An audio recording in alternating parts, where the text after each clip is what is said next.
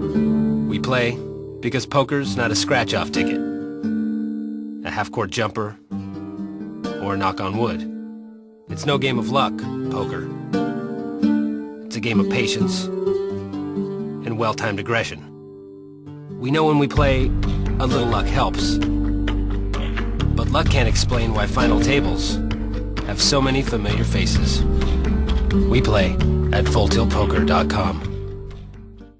FullTiltPoker.net presents Learn from the Pros. Before the break, we asked you, how often will pocket aces lose to two random cards? The correct answer is B, 15% of the time. We are back with the professor, Howard Lederer, and Howard, that seems like a pretty high percentage for the best starting hand in the game. Well, I think it just highlights the point that when you do get dealt aces, you'd much rather play that hand against one or two other players, and you do that by coming in for a raise. If you limp in, you're probably going to end up playing against 4 or 5 players, and when that happens, there's obviously a very good chance it's going to get cracked. All right, let's show you the dangers of slow playing aces in tonight's edition of Beginner's Blunders.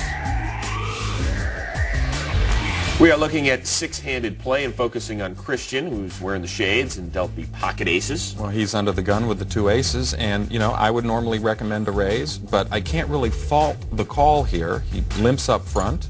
He's looking for a raise behind him, and then a nice re-raise before the flop, but it goes limp behind him.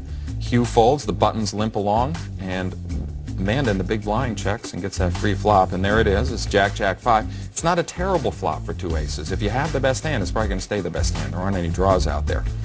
But if one of his opponents has a jack, he's in big trouble, and he knows that. So he makes a bet, bets 150, probably hoping for everyone to lay down here.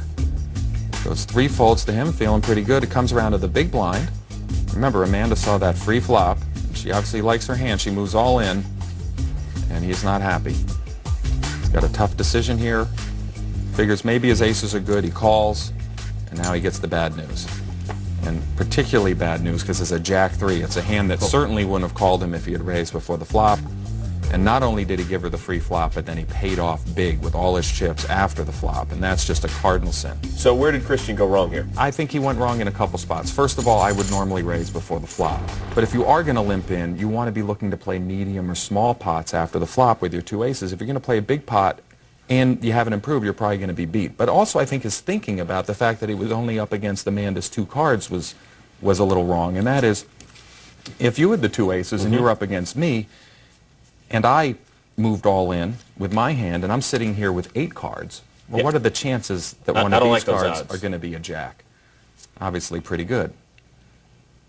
Now, that's really what he was up against in Amanda's hand, because he's up against 4 players. He's allowed 4 players to see the flop. If any of them has a jack, they're going to play a big hand against him. So just because it happened to be Amanda, that didn't matter. It could have been any of the other 3 players making that same move. So really he was allowing 8 cards to see a cheap flop, and when it came 2 jacks, if any of them have a jack, they have him beat, but he paid it off anyway. I promise I will avoid that next time now. Thank you, Professor, as always. We are coming back with much more right after this. Can I have that jack? I'll give you the aces. Yes, you can. I'll take the aces. Let's change the flop. Hi, I'm Annie Duke. There's one tell that I see in beginners all the time. It has to do with sort of the force that you put your chips into the pot. When they have a hand that isn't very strong, they'll really like slam their chips into the table. They'll do it with tons of force like that. That's usually a big sign of weakness. If, however, they kind of like gently put their chips in like that, it's usually because they're trying to look very non-threatening. And definitely watch for it in other amateur players because it's a very strong and very consistent tell. Coming up next, more from Annie Duke. Brother and sister answer your questions on how to play better poker. And grab your chips. The magician is teaching a new trick. So even if you can't play with the pros, at least you can look like a pro. Hurry up, grab those chips. Learn from the Pros is back in 2 minutes. We are back inside the Fox Poker Room, continuing to hang out with Annie Duke and Howard Lederer, and I have hermetically sealed right here. No, it's not that, but I do have emails. You guys want to answer? Absolutely. It's time for Ask the Pros. And this one from Poker Love Dunn, who writes, my dream is to become a poker professional, but people keep telling me the lifestyle is much less glamorous than it appears on TV. Can you tell me what the life of a pro poker player is really like, Annie? Well, you know, I mean, I have some very glamorous things about my life and very unglamorous things about my life. It's a lot of traveling, a lot of lonely hotel rooms, but obviously, you know, if you're really good at it, it's very good money, and certainly, you know, being on TV a lot definitely has its perks. The thing is that it's sort of like acting. A lot of people want to do it. There's very few people who are making a good living at it. And when you're a grinded out pro, which is how Howard and I both started out, you know, you're in there playing 8-10 hours a day in poker rooms, and not always in a good mood, and it's like a job, and you go through big losses, you know, and you go through losing streaks, and that's very emotionally hard, and I really don't think it is as glamorous. Also the key is it's probably at least a good 10 years of hard play without being a pro, where you're trying to become a pro before you even get to that tough lifestyle traveling around.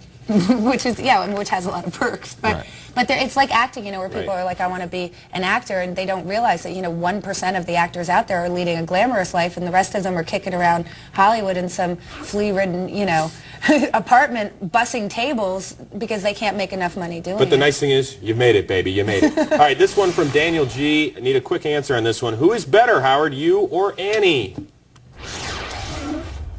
I don't know. No, I didn't know. Okay. The reason why he doesn't want to answer is because he's better and he knows it. So he wants to appear humble. I had the worst hand. I had 6s, he had 7s. You know, I've been playing for 23 years, and I've played a lot of poker. Yeah, and I mean, I've been playing for 11 years, and you know, and particularly recently, I haven't been playing as much poker as he has. Well, guys, you're both better than me. That's all that counts. All right, we're coming back with much more that going for us. after this. All right. Woohoo! That's worth like a penny. Yeah, exactly.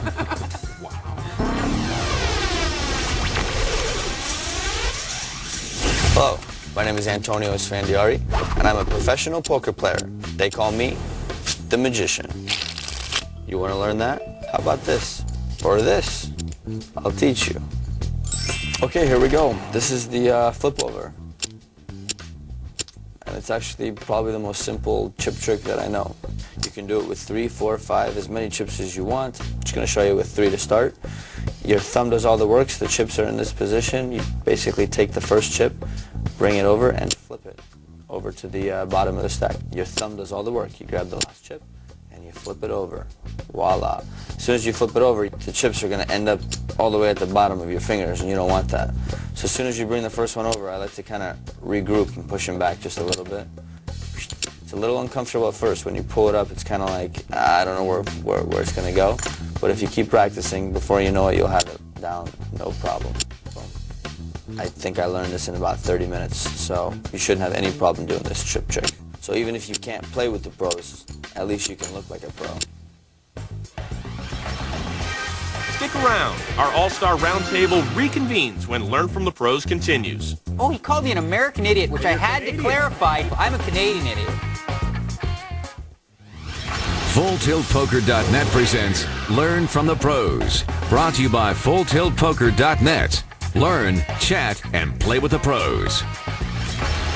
Coming up next week, have you ever misplayed those huge hands or failed to punish the table when you hit a set? The professor teaches one of the 10 commandments of no-limit poker, aggression.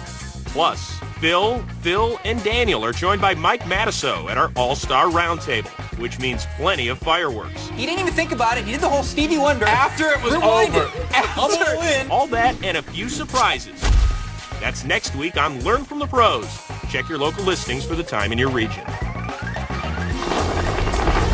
Well, we certainly hope you enjoyed another edition of Learning from the Pros. Guys, once again, we appreciate you during our roundtable discussion. Daniel Negreanu and Phil Hellmuth, as always, it is good to see you. And also, if you want to test your poker skills, see what you learned today about slow play, you just log on to FullTiltPoker.net.